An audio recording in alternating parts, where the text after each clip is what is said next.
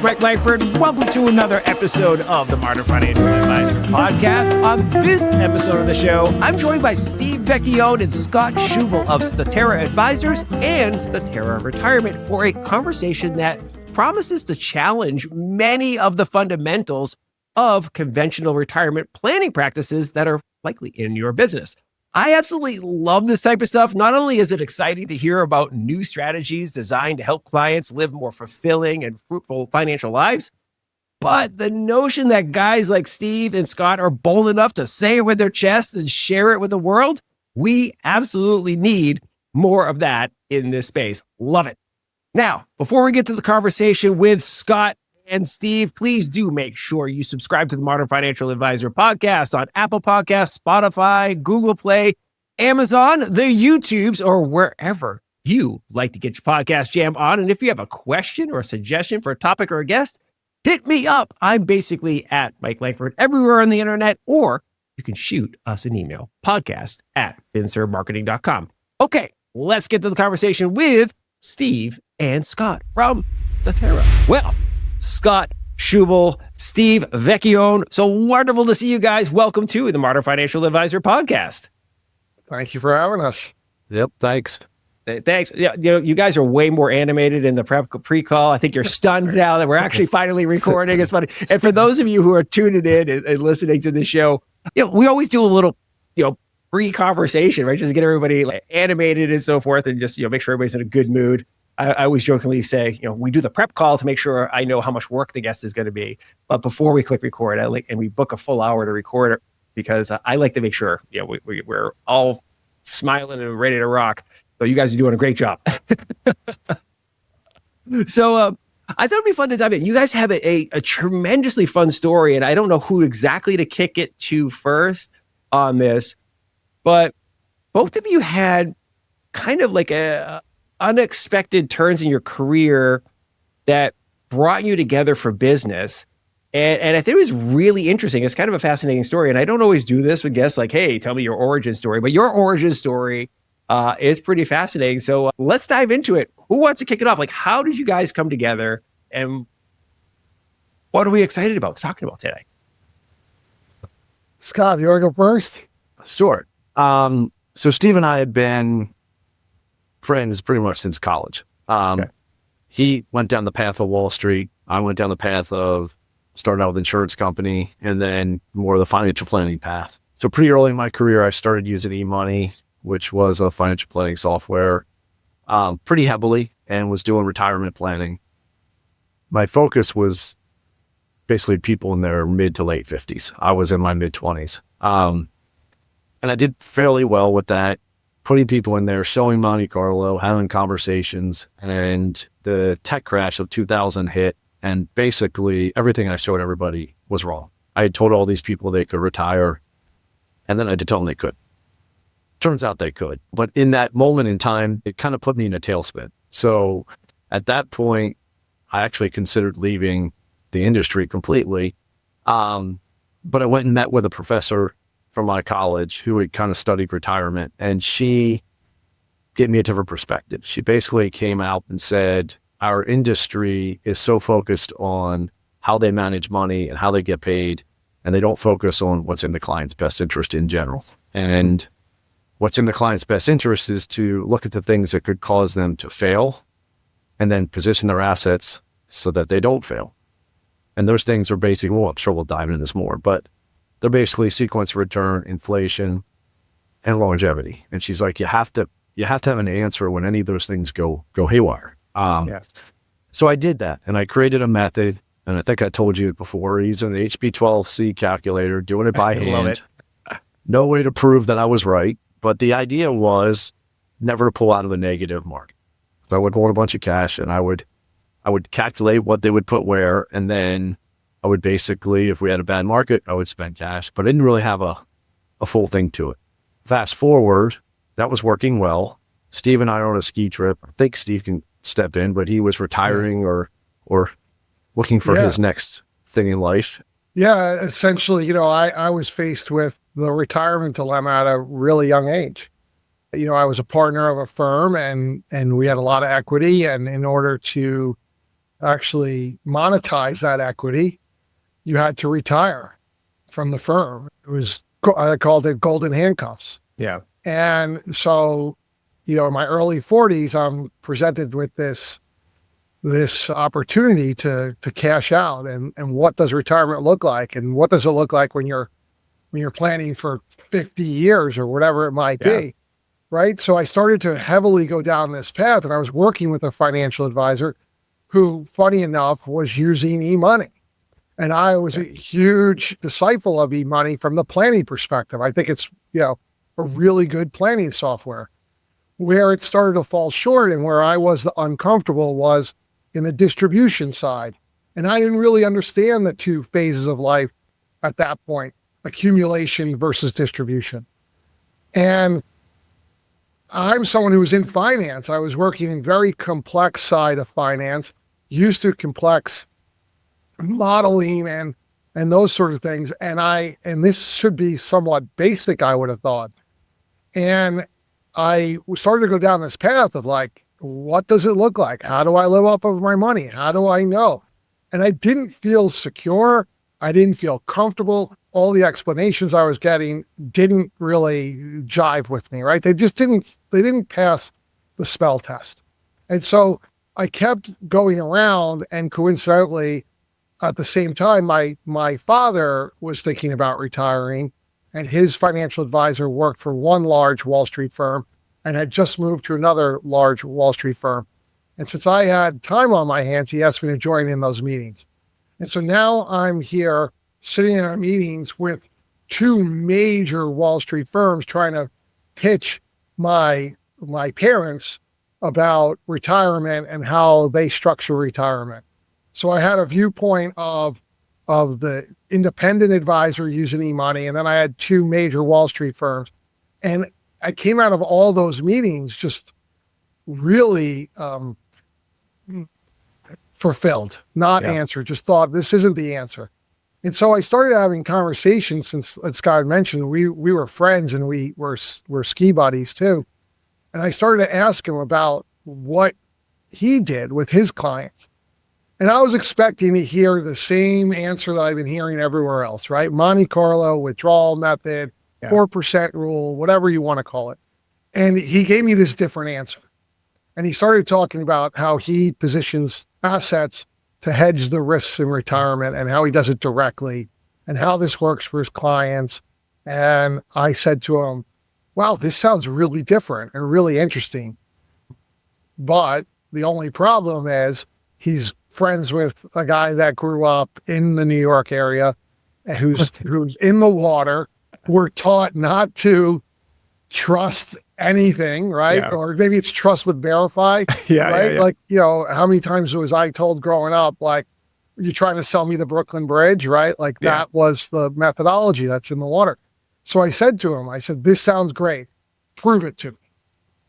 And Scott was like, I don't really have a sophisticated methodology. I use pen, paper, and a calculator, but I've been doing it for 15 years with my clients through different markets, and it works. Right. So unbeknownst to Scott, I said, wow, this seems really interesting. I want to dig into this more. And because we were friends, we started having weekly calls, like Tuesdays with Maury, right? Or like, so we would have weekly calls, at which point I was basically asking him to break down his philosophy. And I would listen to what he said, and then I would write the mathematical formulas that corresponded to the process. And then I would try and map them together, and I was behind the scenes, quite honestly, and we joke about it. I wasn't trying to prove him right. I was trying to prove him wrong. Funny. That's funny. And so we went down this process, and I finally got the methodology, or what I thought was the methodology, correct. And I then took historical data and started to back test this through different markets and different cycles, and took his initial premise of, like, if a market is up, we spend from portfolio, market's down, we spend from cash, and started to change the decision-making around that. Like, what happens if we do this or do that, or how about we do it in time, or in what ways do we make these decisions? making it more complex in the process. And I ran them side by side for a while. And I did this for, I don't know, it was about 6 months in the room above my garage. That's funny. And then I called him up one day and I said, I have something to show you. That's and he's awesome. like, what's that? I go, I think you're right. Now, Scott's probably like, I know I'm right. yeah. Like, Welcome to the party, Steve. Yeah. Just, like, you didn't have to do all this work. I knew it. Yeah. What I love about this, first of all, this is like the classic startup story. So, we do a lot of stuff with tech startups and companies that sell into wealth management and so forth. And this is like the origin story of a lot of tech startups. Like, hey, I have a hypothesis on how something should work. I'm going to use a calculator. By the way, the HP 12C, I have mine lying around here in the office somewhere. Like, you get it when you're in college. You're like, I can never get rid of it. It's always here. Yeah. I don't use it, but I'm never getting rid of it. Like, I just can't imagine a scenario in which I'd throw it out. I guess if, like the internet dies, I always have that. Right. So, but no, it's really fascinating. Like, I have this hypothesis.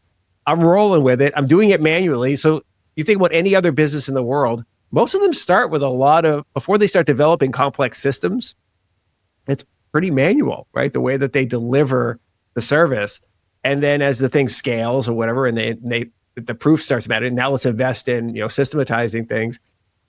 By the way, also, I'm going to have to call eMoney and ask them to send me a check because I just had one of their people on, Dr. Emily Kushel. We just recorded an episode with her and it's going to be going public, but then you guys are promoting eMoney. So, hey, you guys, let's go.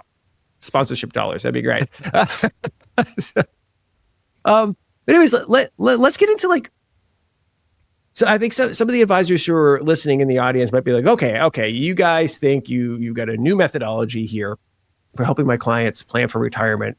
And a couple of key words I heard in there was, managing different retirement risks. So I'd love to hear what those are as you see them. But then another thing that we talked about, and Scott, you brought this up in our prep call because we had separate prep calls. You really talked about focusing on internal rate of return being way more important than time rate of return. So I'd love to kind of break these components down for the audience. I guess maybe we'll start with the different risks that somebody may be facing in retirement that aren't captured in the traditional retirement planning methodology. What are those risks? I'll address that first, and then I'll let Steve address the IRR, TWR part of the conversation. Okay. But so the risk was traditionally, to kind of start the beginning, when people are saving money, we kind of call it climbing the mountain. How we manage money, they basically should be very simplistic. They shouldn't look at it. It should just run. But when they get to the top and they got to come back down, which is they got to spend their money, there are these pitfalls that can cause dramatic problems. And those basically start with longevity, which everybody knows. We got to deal with longevity. Yep. A big problem with longevity is the pension disappeared and the 401k came in, and we basically took the risk of running out of money from the population and put it on the individual. So that's a big risk. We got to deal with it. We got to figure it out. We have to plan long enough. One of the things Steve and I, actually, it's very interesting. All the planning stuff would say plan to 85, and then it was maybe plan to 90, right? And the shorter the plan is, the better it looks. So we then kind of flipped that around and said, we're going to basically plan to 100 for everybody. Because the odds of somebody living to 100, or Steve remembers all the odds, so he can probably tell you, but it's pretty high when you have a couple. So longevity, when in planning, if somebody retires at 60 and we're planning to 100, it's 40 years. Yeah. It's a lot, right? So we got to plan for that. We also got to plan for inflation, which, right now is a big problem. But overall, we got to be able to plan for inflation. We have to own equities because we got to outpace inflation. And when we own equities, we create one of the hardest risks to deal with, which is sequence of return. And so when you have that sequence of return, when you get a positive or when you get a negative in the beginning can have a dramatic effect. And we were talking, it can be millions and tens of millions of dollars that are affected by whether you got a good beginning or a bad. And nobody knows what that's going to look like. So in our model, we have to hold cash so that if we get a bad sequence of return, we're not pulling out of the market at the wrong time. So those are the three primary risks, and they're actually all interrelated. And And so we're always looking at where are we positioning assets to take care of those risks. And then the fourth thing we do is we determine how much is needed to fund their retirement and then how much is not needed, which we would call extra. And then we can invest that totally different. So our kind of model is to deal with those risks, get them taken care of, figure out what's not needed to do that, or if there's a shortfall, and then kind of move from there. And then what happens is in our software, when somebody retires is when it really kicks in. And that's when the algorithm kicks in. And every year it's going to tell them what to do. And that's how we create a better internal rate of return, because it's a living, breathing. Yeah. It solves the problem every single year. It doesn't just send a plan and say, we're just going to follow this and hope that it's right. What's interesting about that is and I understand why the advisory business, and you can mention your professor kind of teed this up about, hey, the industry is designed for, as a business, for the advisor and the firm to make money. I mean, they do want to serve their clients, but I don't want to say that that's not one of their primary goals, but, being efficient is also a primary goal if you're a wealth management firm, right? So this is hence the reason why we have model portfolios, right? That is way more efficient than having special snowflake custom design portfolios for every single client. Using a more simplistic, like, hey, it was 4%, as you said, consumption rate is a lot more easy to implement than having something that's more iterative, as you're describing there, that every year it looks at, we have new information about our assumptions, right? Things are happening, let's adjust. I would imagine though, and you guys can correct me if I'm wrong on this before we dive into the internal rate of return, super nerdy conversation, but I imagine on the client side, on the one hand, they appreciate the white glove service and that, hey, every single time we're going to talk about what does the coming year look like, what have you. But like, how do I put this? There's also something with like, when I know like, hey, all right, every year I'm going to be getting X amount of dollars, right? Makes my life a lot easier to think about, right? Like, so, okay, so if every year in retirement I'm going to be getting $200,000, right? Awesome, right? I feel good. But what you're saying is that it could vary, correct? Or am I interpreting this incorrectly? No. So what's happening is we're not varying it. We're inflating it. We're running it out. But if we are behind, we're spending our cash. If we're ahead, we're replenishing our cash so that we can do it again. Okay. And so it's more complicated than that, but that's simplistically what we're doing. And really what it does, more importantly, is we do get a better result, but it gives the client the safety of knowing I got 5 years. I don't have to worry about a down market. Yeah. And so what happens is when we get down markets, we don't get phone calls because we're focused on the method, and we call it putting a purpose to every dollar. The client understands the purpose of why every dollar is where it is and what it's there to do. And so what happens is they're not worried at all that their income's going to change. Because of the way that this model works, it's not going to ever have to change. And because we'd only basically sell high, that's kind of the premise behind this. That's what goes into this internal rate of return, time rate of return argument. And if we can improve the internal rate of return by 20, 30, 50%, that's that much more money they're going to have at the end. And so the goal is not to focus on how we manage money, because the more risk we take, the more volatility we create, the bigger risk sequence of return is, all those things, but to focus on the method of distribution and then solving the psychology of the fear that everybody has when they retire. Every day they look at the TV and they don't understand it, but it's going up and down, and psychologically it beats them up. We give them the security of knowing they don't have to worry about what's happening day to day. Yeah, I was going to say that we de-risk the emotional side, right? So like what happened this past week with the market's volatility, you're not all of a sudden worried about the day-to-day volatility. You're looking at it a much longer term. And history has shown if we can give ourselves time, returns will be there. It's the short-term volatility that eats you up. But it also stems from, adding on to Scott, the comparison of like what Wall Street does, major firms do with the withdrawal method or the 4% rule, is it's all about portfolio, right? So the hedging of longevity and inflation and sequence of return is built into a portfolio construction and a Monte Carlo theory. Like we build it all in and we run Monte Carlo. And when you look at it from that, it's all about portfolio and tying it back. You can't ignore the elephant in the room. The solve is all about portfolio, right?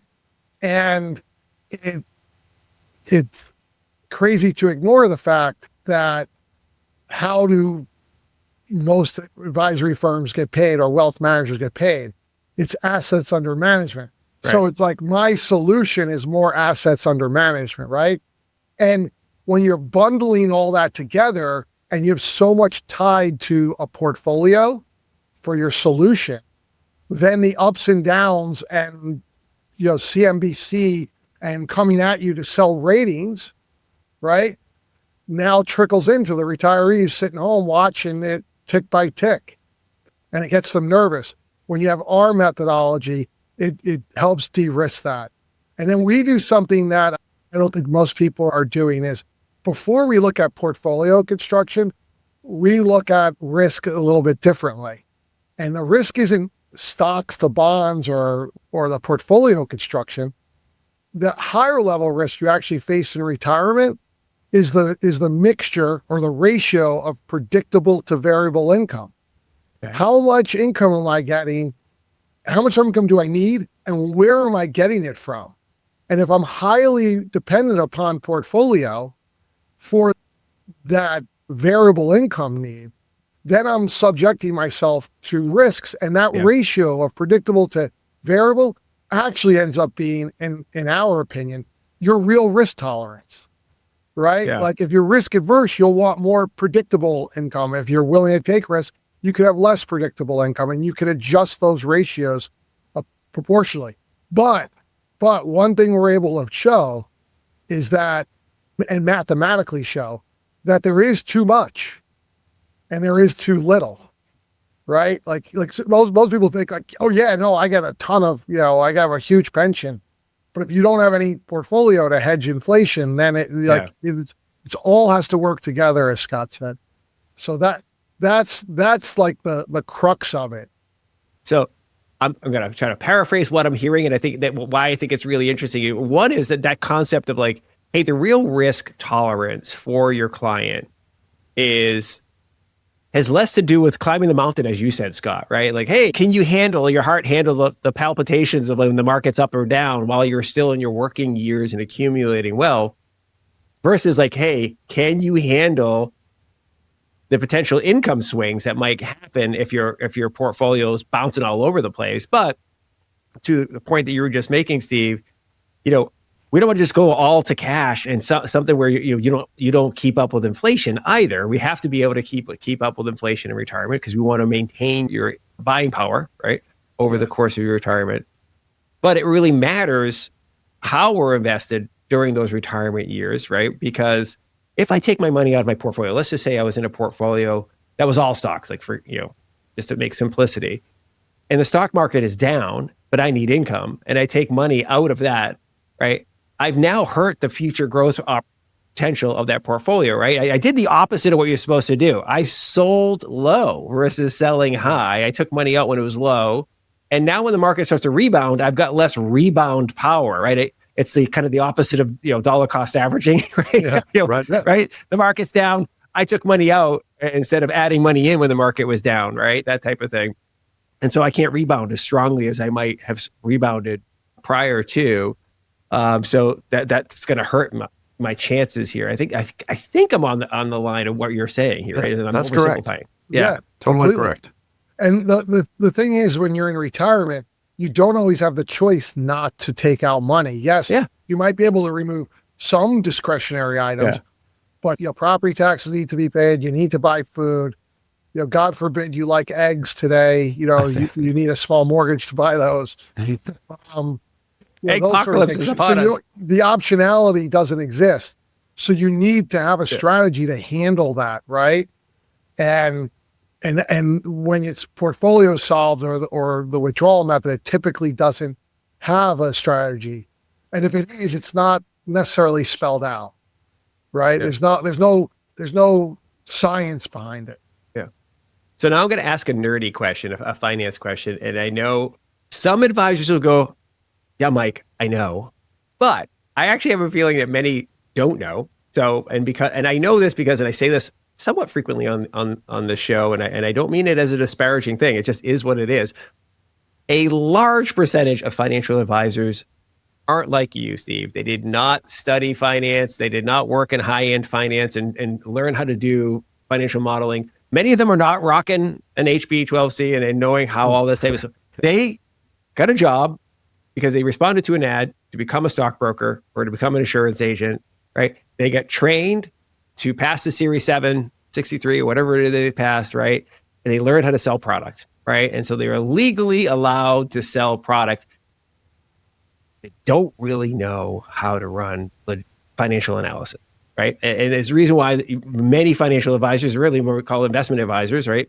And they are still selling product, but they're not going to help you analyze whether you should invest in that, triple decker piece of real estate or invest in some other business that your friend is starting a restaurant or whatever and help you understand some financial analysis there. They're just not going to do that because that's just not their bailiwick. So I wonder if you could explain it Barney style, as they say in the military, break it down Barney style, like what is internal rate of return and how does it differ than the time weighted return that we're talking about a little earlier? Yeah, sure. I call it, I use that line all the time. Explain it to me like I'm in a kindergarten. Yeah. Right? Because I don't profess to be the smartest person in the room, right? So two types of return. Often people don't even know when they're getting their performance reports, whether their advisor is showing them time-weighted rate of return or internal rate of return, right? And they are different.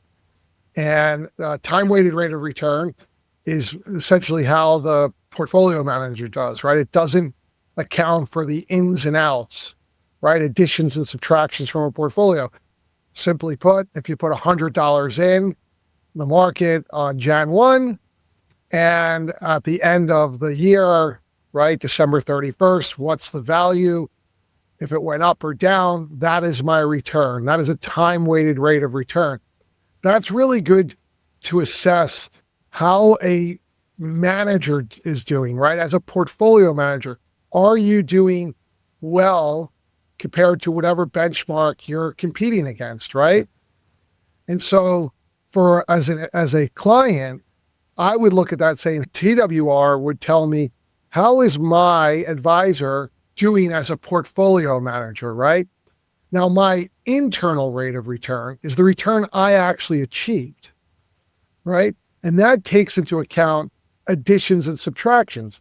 So if I gave my advisor $50 at the beginning of the year, and then gave him another $10 after one quarter or $12 and end up putting $100 in throughout the time of the year, my return is going to be different than the time-weighted rate of return. If all the gains were happened in the first quarter, right, then all my additionals didn't get the gains, right? Conversely, if the losses happened in the first quarter, I avoided them on half of the money I invested, right? And so that's my internal rate of return. That's what I actually achieved. And as a client, I can't judge my manager, right, based on my timing, right? That's the distinction between the two. And so when we take that to retirement, unfortunately, what most advisors do is, and we'll go back since we're going to use this podcast to get you paid by eMoney as a sponsor. I'll go back and reference eMoney, and they do have a really cool feature. eMoney looks at a portfolio and they'll give us what the rate of return was. I believe it's for the past 20 years, what that portfolio, those actual underlying portfolio holdings returned. And I think they update it like every quarter. So they'll look at saying, oh, wow, if you own this portfolio, it has averaged 7.34% over the last 20 years. So as an advisor, you'd say, all right, I'm going to use a growth rate of 7.34%, right? And that's what I'm going to use for the next 30 years of retirement of this portfolio. The problem with using that is that as I'm withdrawing money from this portfolio to live every year, right? To fund my retirement, right? I get X number of dollars from Social Security, whatever, and I need this money for my portfolio. As I'm taking that variable income, as we refer to it, that affects my rate of return, the return I actually achieve on that portfolio. And we've looked at this. We've done studies looking back over time at various sequence of returns. During a very strong or a bull market sequence of returns, something that takes off in the beginning of retirement, the spread between TWR and IRR is not that great, but it's typically below the TWR, the IRR. During a negative market sequence of return, that spread could get very wide. Yeah. And we're talking, we did some internal analysis on it. And one of the things that we like to do to stress test is we look at the sequence of return from 1929, the onset of the Great Depression, from the height of the S&P 500, interpolated from the height in 29, which was October of 29, to the bottom. It dropped about 80%, and it took a little over 3 years. And then when it bottomed out and basically close to the end of 1933, the S&P was up almost 50%, 49 and change, right? So you have a few years apart from each other, which could show people like, hey, you and I retire a few years apart from each other. What a world of difference we could be in, right? And when we did that and we looked at a moderate portfolio, we saw basically what was a TWR of approximately 7% become an IRR of like 3%. Yeah. When withdrawing 4% to live per year, right? Like that type of thing. So you're talking about potentially a massive swing. Now, what will actually happen to each person and whatever, obviously that's, look forward looking is impossible. But it just, for us, it became really important, one, to educate clients, hey, what's the difference between TWR and IRR, right? Because most people don't know that. And then understand when building a retirement plan, and for the advisors out there building a retirement plan, question like, should I be using the 7 point whatever growth rate, or plug money again, because we're definitely going to get you sponsored. They have the ability to have a custom percentage, right? Yeah. And so for us, we think that conversation's really important, and we think it's a disservice to the clients out there to assume those higher long-term rates of return in a portfolio that we're going to be pulling money out of and more than likely going to achieve lower rates of return than that long-term average. It's funny. Speaking of plugging people, I think that Dr. Zvi Bodhi is going to have to also offer me some sort of royalties. So he was my professor for investments and finance at a couple of classes when I went to Boston University.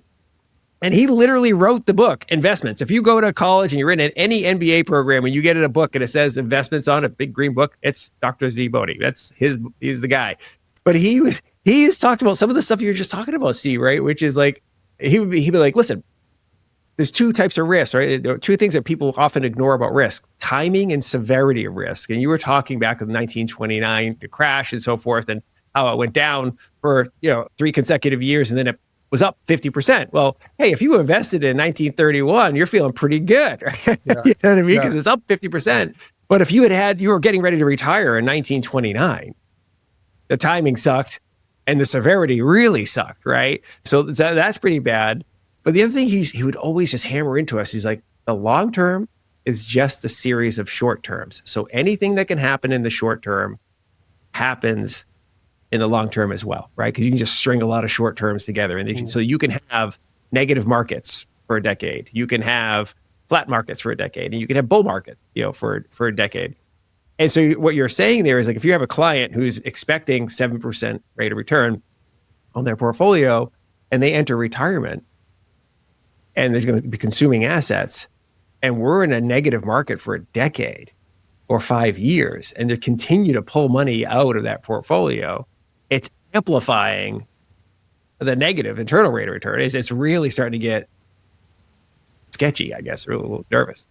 Yeah, I mean, everything looks great when you can assume you can take someone who doesn't have enough money and go, okay, you're going to get a 9% rate of return. Yeah. That's not, like, okay, that's lipstick on a pig, right? So you have to understand that and why you wouldn't question. So for the advisor that maybe didn't study finance and do those things, right, and they went in the path that you said, right, you do have to question it. You have to ask that, and it always makes sense to be a little bit more conservative in those rates of return. I get fearful that, when people go out there and they will talk to one advisor versus another advisor, and they go with the one that shows them the best results. Yeah. Because that results just being manipulated by returns, and that's really important, right? That's like picking the real estate agent who claims they're going to be able to sell your house at the highest. Correct. And then they're going to tell you, That's they're it. just I going to was get your thinking listing. the same exact thing. They're going to get your listing, but it's like, you know what you're going to have to do is lower that price a bunch of time, and it's going to sit on the market for, 6 to 10 months or whatever. You just don't get to redo it, right? Yeah. So when Steve was talking about those internal rate of return, time rate of return, the one thing he didn't tell you was when we apply our model, we're taking the internal rate of return of 3% up to like 5.5%. And that's the entire premise behind what we do is how do we impact internal rate of return in a bad market in retirement? And no one else talks about it. That's the one thing that's I've never seen brought up. And that impact that we have is what creates a better result. So we're getting a better result by having a method to not sell low when that bad sequence comes. And can we get it up to 7%? No, back to where it was, but we can get it a lot closer. So when we're in that negative market, if we can impact that internal rate of return, everything's better. It's that much more that's going to be left behind. It's that much more of a cushion. It just creates a better result. And so that's why it's so important. And the thing that causes it is if you didn't deal with those risks, you're at the whim of what happens. And that impact, we have a whole study we did on it, and it's pretty cool, but that impact is huge. And as Steve said, if it's a positive market, it doesn't really matter. We're going to have an impact, but it's not going to be as dramatic. It's if you get a bad sequence where we really see that. And that's what people care about. They care about what could cause me to fail. How do I do everything I can to prevent failing? Yeah. It's interesting. A couple of things I want to hit upon or see if I got it correctly. One of the things you're talking about here that I think is fascinating, because you say no one else talks about this, but like every financial advisor and firm out in the world talks about dollar cost averaging. I mentioned it before, but like every firm does, like, hey, invest a little bit all the way through to retirement, right? You're going to, when the market's up, you're going to buy a little less. So you'll buy less at the high price. When the market's down, you buy more at the lower price, but over time, you're going to get a good return. Awesome stuff. I think most people get that. Most advisors get that. Firms get that. But they're not talking about it in the opposite, which feels like it's foundational to your strategy, right? It's reverse dollar cost averaging, right? Like, let's not take as much money out when we're down low than when we're up high. But that leads me to my kind of question that, just to make sure that I'm not messing things up, is you've said it a few times that like spend cash when markets are down, spend from portfolio when markets are up. So that would indicate to me that there's a large enough cash cushion for the client in retirement that they have the flexibility of doing that they don't have to liquidate securities in the portfolio in order to free up cash. So I'm sure every client's different, right? But what would you say is like the size of the cash cushion that you typically would recommend for a client in retirement so that they can afford to do this model? You get where I'm going for this? Like, they can't just be sitting on like 2% cash. And then like, so, you know what I'm saying? There's got to be enough. Yeah. It's different for everyone. So it's going to depend on how much predictable income they have. So say somebody needs 100,000, they've got 60,000 of Social Security and pension. They got a $40,000 gap. We're going to hold 200,000 of cash. So we're going to fund 5 years of potential cash withdrawals. And when we say market up and down, we're oversimplifying. The way the algorithm works is I never knew what an algorithm was until Steve did this. It's a bunch of what if statements. I thought it was like the most complicated thing in the world. And it's simply just a ton of what if statements. So Yeah. it is more complicated. We're not just doing positive negatives in the market. There's a whole formula. And then every year it looks at where you are compared to where you're supposed to be, and it tells you what to do. Do I spend cash? Do I replenish cash? How does that going to work? How do I move money? Did I get ahead of my portfolio? Do I move it to extra? Like all these different things that are happening. It's all happening inside there based on that. But without that cash, we don't achieve that better internal rate of return. So we call it some interest. We always say we get more conservative to get more aggressive. You've used this phrase a few different times, both of you have, which is cool that you're consistent. You use this concept of purpose-driven dollar, like every dollar should have a purpose. I guess for clarification, like what do you mean by that, right? And how it relates to this methodology? So when we look at the typical withdrawal method, right, where you're basically building in the risks that Scott had mentioned of longevity, inflation, sequence of return, it's built to a model, and it's all built in, and then Monte Carlo's run to solve the problem. So the solve of all those three becomes a portfolio that's been tested through Monte Carlo and tells us chances, probability, success or failure, right? So we say, how do you hedge longevity? Well, it's my portfolio that's going to grow through Monte Carlo simulations, et cetera, and that's going to hedge longevity. How do I hedge inflation? Well, my portfolio is going to be vested. It's going to get X number of growth, and I'm building in inflation into my income need in the model, and I'm running Monte Carlo to see what that looks like over time. And then sequence of return, well, that's what Monte Carlo is. It's scrambling the orders, right? So it's a group of dollars that are now one pile of cash that has to hedge those three risks. Yeah. Right? What we do is we look at each risk separately and we say, okay, this is how much predictable their income they're getting. This is how much variable income they need. And this is how long we think they're going to live. If they come to us with a net worth of X dollars that we could use to structure their retirement, and we'll say, should we take X number of dollars and move it into something that's going to provide them more predictable income? Do they have enough?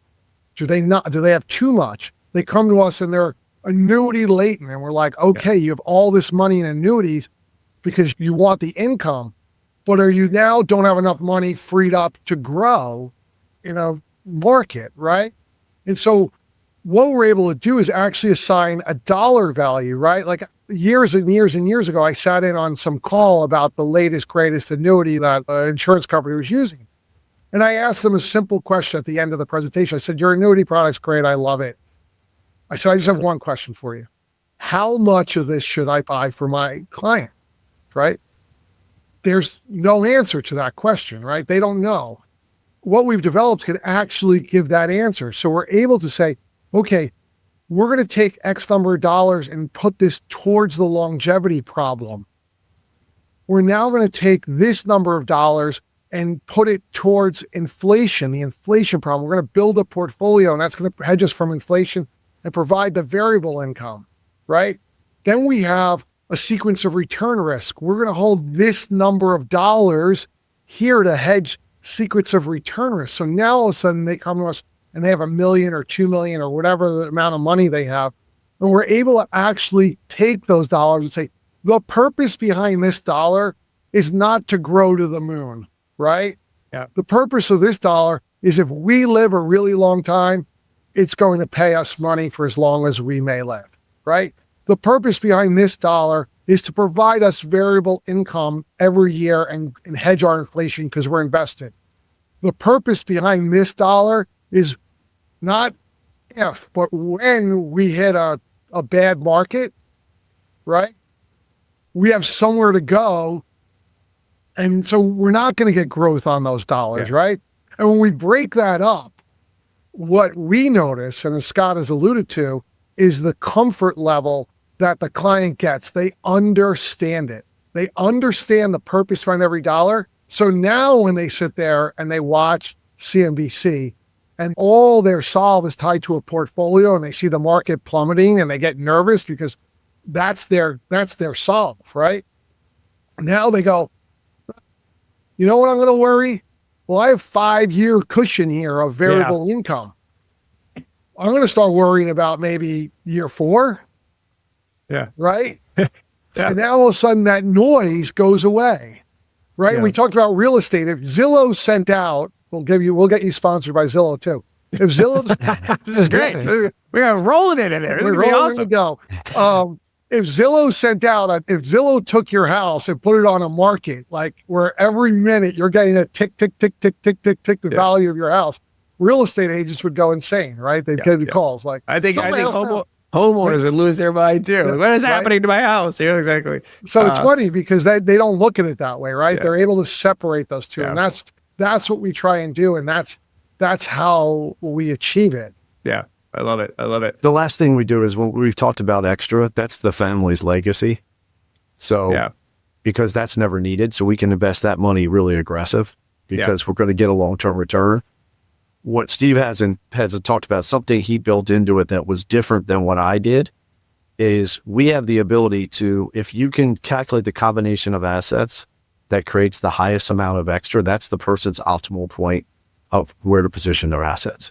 So with all these 3 things that move, if you find the perfect combinations, Statera actually means balanced in Latin. It's the name of our company. Okay. My daughter was taking Latin. We couldn't come up with a name, and we were talking about balance, and she was like, you should call it Statera. So that's kind of how we got the name. Does she get stock in the company? Like, good for her, man. Trust me, she's got more than stock. But what we did was, it's getting those risk in balance. Yeah. And so when we get them in balance, that will create the greatest amount of extra, which is the biggest legacy, which then ultimately gives you the greatest retirement, because you now have freed that money up to grow, and the ups and downs don't matter on the extra. So that's great. That's that story when we say we get more aggressive to be more aggressive. We could be, 100% equities, 90% equities on the extra, because it's what's left behind. It's what's not needed. Again, putting the purpose around the dollar. And so you brought up the thing about cash, right? Yeah. Like, again, elephant in the room. Advisors don't get paid on cash. Right. So why would someone recommend holding $200,000 of cash? You're going to get carried off the Wall Street floor, right? Like, what are you doing recommending this? That you're going to get the raging bull right off the trading floor. That's great. I mean, ironically, when you turn on your system, all of us, when we go in and log in the morning, the first thing that pops up is available cash. And then they want you to get that cash invested, right? Yeah. We're sitting on, hundreds plus million of cash. Which we manage for our clients to try and get them the highest yield we can get, right? Just because it's cash doesn't mean... It doesn't mean it's earning zero, right? Exactly. Yeah. It's going to earn more than it sits in a checking account at your local bank. And so that's what we do. We try and juice those returns up if we can. But a lot of people would be like, why would you have $100 million that is kind of worthless to you? Yeah. But it's not. It's really creates... becoming interesting too. Is there a new, and I'm sure you guys are well aware of these, there's some new solutions coming on the market. I actually just interviewed one of the executives from a company called FiSpoke, which is bringing banking to the RIA segment so that you can have the same access to banking tools as the wirehouse firms would. And there's some others, like Skyview Partners is doing one as well. So like basically now you can move your clients' assets into cash, to your point, and have them earn a high rate of return, have it FDIC insured and all that. So give them that peace of mind, right? Because at the end of the day, I mean, that's one of the reasons why they hired you, right? I need peace of mind. I need to feel confident in my financial future. I don't want to be thinking about this every day. Like you said a few times, Steve, I don't want to be watching CNBC and having an aneurysm every time something goes on. So because Scott, last thing you said that just popped in my mind, also a Zvibody deal. There's 2 great risks in life. Dying too early, you get insurance for that, and living too long. What if you live too long? Can your money be there? Can you afford to live the way you want to live? Because not everybody's thinking of going to 100. I am. I'm going 100. Great. Well, this has been fantastic, guys. So Statera-wealth.com, or advisors, excuse me, Statera-advisors. Advisors.com is the website. We'll have that linked up. You're both active on LinkedIn. By the way, I do recommend people go check out the website. You guys have some awesome explainer videos on the site, which I thought are really good. So if anybody wants to learn a little bit more about what you guys are working on. Yeah. What else are you up to? Like where else? Mike, that's on the Statera retirement. Okay. We have two websites, yeah. Okay. So 2 websites. We'll get both of those linked up in the show notes so everybody sees them. Anywhere else you guys are hanging out that people should follow along? I mean, other than when we launch your podcast and then eMoney also sponsors this one, we'll launch one for you guys as well. Where else are you guys hanging out that people can follow along? Right now, that's it. You know, as you alluded to an hour ago, compliance is pretty tough in this industry. Yeah. And so we're behind the times, not because we don't have Instagram accounts, but rather how do we monitor Instagram accounts and Facebook like that. So we're on LinkedIn right now, and then the good old fashioned World Wide Web. Fantastic. Well, this has been great, gentlemen. Thank you very much for coming on the show. Cool. Thanks for having us. Thanks for having us. Thank you very much for listening to and or watching this episode of the Modern Financial Advisor podcast. It's always fantastic to have you with us. Huge props to my man, Steve and Scott, for coming on the show and sharing this type of insight. I meant what I said at the top of the show. Like, this is really needed in the industry. Like, if you've discovered something new and it's working for you and your clients and you've done the work, like Steve said, going through and iterating and back testing and just really like trying to break this thing and it's working, share it with the world, right? Don't keep it all to yourself. There is enough out there for every financial advisor to have a mega business because, you know, I think more than 70% of Americans don't have a financial advisor yet. So share it with the world, okay? All right. That's all I have for you today. Make sure you're being nice to each other. We'll see you next time on the Modern Financial Advisor podcast. See ya. Bye.